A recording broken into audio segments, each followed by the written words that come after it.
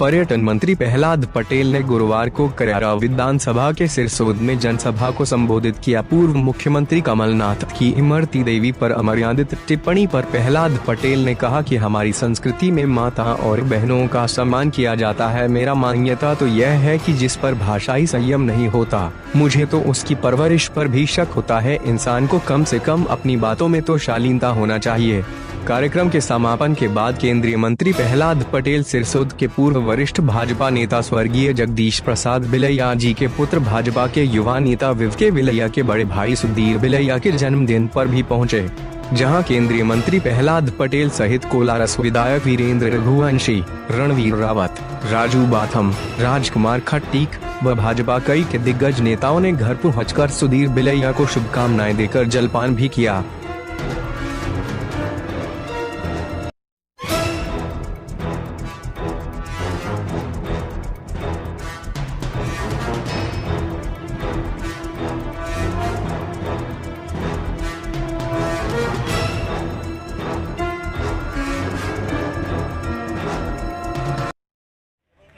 माताओं का सम्मान करना हमारी संस्कृति है, और जो लोग उसका मजाक उड़ाने वाले लोग हैं, चाहे वो कमलनाथ हो, कांग्रेस के जो भी नेता हो, उनसे कहना चाहता हूँ, मेरी मान्यता तो यही है कि भाषाई संयम जिसका नहीं होता, मुझे उसकी परवरिश को शक होती है, उसकी परवरिश प्राप्त हमें कम से कम अपनी बातों में तो कम से कम शामिल होना चाहिए।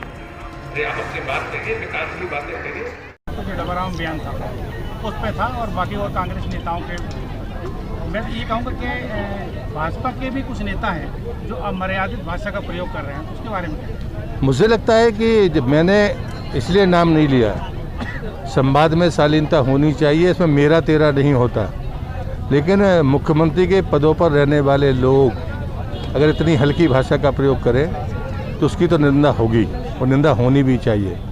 और इसलिए तुलना किसी आम आदमी से और किसी पद पर बैठे हुए व्यक्ति के बीच में कभी नहीं होनी चाहिए।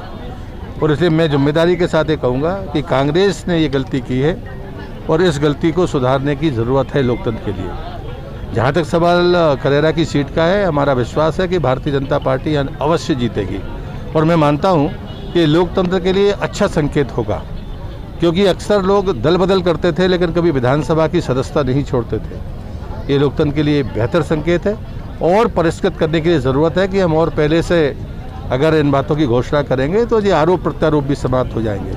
पर मैं मानता हूं कि मध्य प्रदेश की स्थिर सरकार के लिए ये सही फैसला है, और ये लोकतंत्र की मजबूती का फैसला है कि उन्हें दल छोड़ा, साथ में विधायक की सदस्यता भी छोड़ी, और जनता जनार्दन की अदालत में वो आकर विश्वास मांग रहे हैं, और इसलिए मैं मानता हूँ कि भारतीय जनता पार्टी को जनादेश मिलेगा। अगर देखा जाए तो चुनाव तक होते रहे हैं वो स्थानीय मुद्दों पे, विकास के मुद्दों पे चुनाव होते रहे, लेकिन ये जो उपचुनाव है इसमें स्थानीय मुद्दे और विकास के मुद्दे पूरी तरह से गायब नजर आ रहे हैं, इसमें क्या?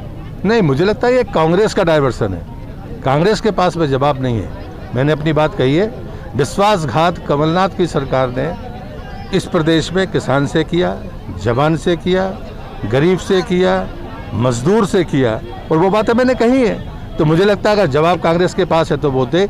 विकास का जहाँ तक मॉडल है, भारतीय जनता पार्टी का विकास का मॉडल देश का सर्वोच्च मॉडल है, और ये दावा हम खाली वोट के लिए नहीं करते। दुनिया में जितनी भी विचारधाराएं काम करती है, उसमें भारतीय जनता पार्टी का विकास का मॉडल संतुलित विकास का मॉडल है, बेहतर विकास का मॉडल है, और ये मोदी जी के नेतृत्व में तय भी हो गया। शिवराज जी ने जिन योजनाओं को, मैं संबल की सब बात करता हूँ, मैंने मजदूरों के बीच में काम किया है, संबल योजना बंद करने का जवाब कमलनाथ और उनके तमाम परिवारजन दे नहीं पाएंगे, ये कांग्रेस नहीं दे पाएगी।